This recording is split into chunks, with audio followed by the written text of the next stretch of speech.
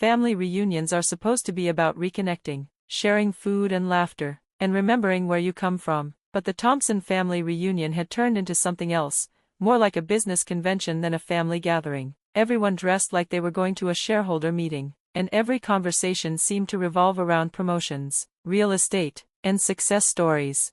My name is Marcus Thompson. 3 months ago, I was the lead developer at Nexus Technologies, a rising star in Silicon Valley. But today, I was just the guy who got fired. My name floated through the reunion like a cautionary tale. I heard the whispers from relatives as they passed by me near the punch table. Did you hear about Marcus? Such a shame. All that talent, and look where he ended up. I stood alone on the edge of my aunt's backyard, holding a drink and watching my family laugh and boast. My cousin Peter was surrounded by admirers as he talked about his latest funding round. He was now the CEO of a flashy startup. His sister Amanda had climbed her way up to a senior executive role at Google, and she was casually showing pictures of her new beach house in Malibu. Then Peter spotted me and raised his voice. "Marcus, come join us. We were just chatting about career changes." I knew what this was. He was baiting me. Peter had waited years for this opportunity, to stand taller than me, to make me look small in front of everyone. We had both started out as developers, but while he chased titles, I stayed focused on building real software, solving actual problems. "How's the job hunt?" Amanda asked with fake concern. "I heard Nexus let you go. Tech can be so unstable, can't it?" Yes. Unstable was one way to describe what happened, but they didn't know the truth, not yet. I glanced at my watch, 2:57 p.m. In just 3 minutes, every system at Nexus Technologies would begin its weekend upgrade, including the CEO's laptop, something he never let anyone else touch. Peter, meanwhile, kept going. "In this industry, it's all about innovation," he said proudly. "My company just raised $50 million because we understand the future." I smiled silently, remembering the long nights I'd spent building something that would make Peter's fancy startup look like a toy. Then Trevor, our youngest cousin who just graduated from business school, chimed in smugly. "Fired at 40, that's rough, man. I guess programming wasn't your thing after all." The entire patio went quiet, even the kids playing on the grass seemed to pause. I checked the time again, 2:58 p.m. I took a deep breath. It was time to speak. "You want to know what really happened at Nexus Technologies?" 5 years ago, I started working on a personal side project, something different, something meaningful. It was an AI-powered security system that could detect and defend against cyber threats in real time. I called it Project Guardian. While others at work chased flashy features and instant profits, I focused on building something that actually worked, carefully, silently, piece by piece. I didn't just write code, I crafted it, like an artist, like a builder. And because I had seen too many developers lose their work to greedy executives, I added a secret feature, a safeguard, a deep signature buried in the code, one that would only activate if someone tried to steal or tamper with it. 2 months ago, the CEO of Nexus, Robert Kane, called me into his office. "We're moving in a new direction," he said flatly, eyes still on his laptop. "The board wants to cut your project. It's being shut down." I tried to explain the potential of Project Guardian. He didn't listen. He just smirked. "We already sold the code to a military contractor. You're no longer needed." He thought he'd won, but he didn't realize what he'd really triggered. You see, the moment someone sold that code without my approval, the system would activate the authentication protocol, something that would trace every bit of the code back to me. I left quietly, didn't argue, didn't beg. I signed their termination papers with a smile. They thought I was defeated. But Project Guardian was never really theirs. "Maybe you should have focused on management like I did," Peter was saying now, shaking his head. "Let the younger guys handle the coding." I looked at my watch, 2:59 p.m. I smiled to myself. "You might want to check your phones," I said, loud enough for everyone to hear. "Something interesting is about to happen." Trevor laughed. "What? Did you finally finish your calculator app?" Then it hit 3 p.m. My phone buzzed first, then Peter's, then Amanda's, and then, one by one, everyone's phones around the yard lit up with news alerts and emails.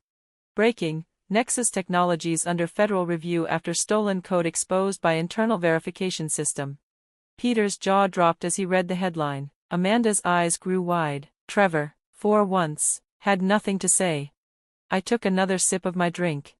"Oh, just a little software update," I said calmly. "Turns out, when someone tries to steal my code, it talks back." More phones buzzed. Department of Defense halts $1.5 billion contract with Nexus pending investigation. CEO Robert Kane unreachable following code authenticity breach. Then I opened my laptop, the same one I used to write the first lines of Project Guardian. I pulled up the live feed, showing the system working. It was tracing every bit of the project's development history, from day one to now. "You see," I said, as lines of code scrolled on the screen, "every line I wrote left a mark. Like DNA, even if you copy it, you can still trace it back to the original author." I showed them the timestamps, the version histories, the embedded digital signature, proof that I was the sole creator. 5 years of work, 3 months of silence, 1 moment of truth. My aunt gasped as another alert popped up. Nexus executives resign amid growing scandal, stock plummets. Trevor looked panicked. "But, they fired you, they owned the code." I turned the screen again and showed them an email. It was from Kane himself, giving me written permission to test my little side project on company servers. He never thought twice about it. They didn't own it, I did, and now, the world knows it too. The crowd around me was silent. No one laughed anymore, not even Peter. And that was just the beginning. Every time someone at Nexus Technologies tried to change the code or claim they had created it, the system quietly recorded it all. Project Guardian didn't just protect networks, it kept track of lies too. Now the truth was out, and even my cousin Peter, the flashy startup founder, was starting to realize what it meant. The billion-dollar military contract had been built on stolen technology. "I'm done," I said calmly. "Kane sold something that didn't belong to him. He didn't build it, he didn't even understand it. But now, everyone knows the truth." My phone rang. It was Robert Kane, calling from the same number he used back when I worked under him at Nexus. I didn't answer. I let it go to voicemail. I looked at my relatives and said, "But that's not even the best part." I opened another folder on my laptop and showed them the documents. While Kane was busy trying to erase my name from Project Guardian, I was quietly filing patents. 17 of them. Every important part of the system is now legally protected in my name. Amanda, who worked in corporate law, stared at the screen. "Wait, are you saying Nexus doesn't actually own the rights to Guardian?" "Nope," I said. "I do. Every line of code, every idea, every security feature they sold to the military, it's all mine. And because Kane loudly claimed credit for developing it himself, it'll be very easy to prove he stole it." Trevor, who had been making fun of me earlier, now looked pale. He was reading news updates on his phone. "The stock is tanking," he said. "It's going to crash when the markets open." "Most likely," I replied. "That's what happens when people find out a company committed fraud." Phones around us kept ringing, calls from lawyers, reporters, investors. My relatives, once so confident and proud, were now anxious and panicking. Peter's startup investors would want answers. Amanda might lose her job at Google because of the scandal. Peter turned to me, frustrated. "But why didn't you stop them sooner? Why let them fire you if you had all this proof?" I looked at him, thinking about all the developers I'd met over the years, smart, creative people who had their ideas stolen and names forgotten. "Because sometimes," I said, "justice needs an audience. Sometimes people need to see what really matters isn't flashy titles or big salaries, it's the work, the actual creation." Just then, my phone buzzed again. It was an email from Sarah Martinez, the CEO of Oracle. "Incredible authentication system. Are you free for dinner next week? We'd love to talk about Project Guardian's future." I smiled and turned the phone to show my cousins. Guess programming still is my thing. The sun was setting on my aunt's perfect green lawn, casting soft shadows over the stunned faces of my family. Somewhere, I knew, Robert Kane was watching his empire fall apart. Tomorrow, the investigations would start, but right now, I watched as my relatives realized that real success wasn't about private jets, tech conferences, or Malibu beach houses. Real value came from being underestimated, from staying quiet while others laughed, from writing code so powerful and so true that it could wait patiently, until the exact right moment, to reveal everything. Peter's phone rang again. Amanda was texting someone frantically. Trevor had gone silent. I looked at my watch one last time. 3:30 p.m. Project Guardian had completed its final task. 1 month later, I was sitting in Oracle's main conference room, watching Sarah Martinez give a presentation to the company's board. Behind her, Project Guardian ran live, monitoring and protecting Oracle's entire system. The numbers on the screen told the story. Over 3,000 cyberattacks stopped. 17 new threat types identified and blocked. Security response time cut by 89%. The board members, who had been doubtful at first, were now amazed. They had read about the Nexus collapse. They had followed the government investigations and watched Kane's public downfall. But seeing Guardian in action made it real. A board member turned to me. "You built this, while working at Nexus?" "Yes," I said, "but only on nights and weekends. I used my own laptop, my own equipment. Nexus only gave me a testing environment, and I got written permission to use it. That's how I kept my ownership rights." Sarah smiled proudly. "Well, it looks like we're ready to move forward." The board voted. It was unanimous. Oracle would acquire exclusive rights to Project Guardian for $4.2 billion. I would join as their chief technology officer. Since the Nexus scandal broke, my phone hadn't stopped buzzing. News reporters wanted interviews, conferences wanted me to speak about developer rights, government panels wanted my help in creating new laws. But what touched me most were the messages from fellow developers, people who had their work stolen and their names erased. Project Guardian had become more than just a security program. It had become a symbol, a voice for developers who had been overlooked and ignored. Later that day, I got a call from Peter. "Marcus," he said, his voice quiet, "I need help." His startup had taken a huge hit. Investors had learned that most of the code wasn't really his, it came from developers who never got credit. "My team is quitting, we lost our funding," he said. I didn't know how bad it was, until now. I sighed. "That's because you never understood where true innovation comes from. It comes from respect, and from giving credit where it's due." He paused. "Can you help them? My developers, they're good people."